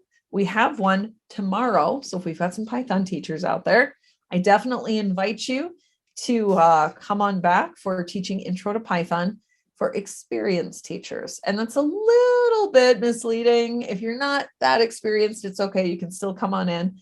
We have Kent Pendleton joining us, another teacher trainer, who will be talking about Python and the way he uses it in his classes. It's a little bit, he likes to call it an immersive coding experience where he uses some of the CodeHS lessons and builds his own sandbox projects. So awesome. Yeah, really. Oh, go ahead, Joe. What was that? I think Kent's fantastic. I highly recommend listening to Kent. Awesome. I tend to agree. Kent is really great with these and makes some super creative projects. So you will love that. And then next week, Tuesday, right after the 4th, we're bringing Joe back. And Joe's going to talk to us about JavaScript for experienced CS teachers. So I'm very excited for all of these. And we have a ton more coming up. So definitely head out to codehs.com/freepd, sign up for any and all, even if you can't attend, because we will send out the follow-up recordings afterwards. And we have one more link for you, the workshop survey. So if you could go ahead and take a moment, fill out our survey and let us know how we did today. And if there's anything else you'd like to see from us, like that suggestion Amy made, that's exactly how we decide on workshops. So if you've got some suggestions, definitely send those out to us. And we are more than happy to oblige however we can. So, and I think that might be it. I'll get this recording ready to go as quickly as I can. You will see those certificates come out first. The recording should be out by tomorrow morning. I should have that ready to send out. If not by tonight, it'll be tomorrow morning at the latest. And I just want to say thank you to everybody. I want to say thank you to Joe. Joe, thank you. I always feel inspired. I always feel like I've learned so much from you. And yeah, I love these sessions. So thank you, Joe. This was awesome. Thank you. And thank you to the CodeHS team for helping me out on this workshop. I couldn't do it without you. Thank you so much for everything you've done. And CodeHS teachers, thank you all. Thank you all for being teachers. We know it's been a year and we appreciate you more than ever. Know that we are here to help however we can as you get started. Well, let's not even get started on our school year yet. It is June 29th. So let's maybe keep relaxing. Keep coming back to these CodeHS workshops. We're here for you.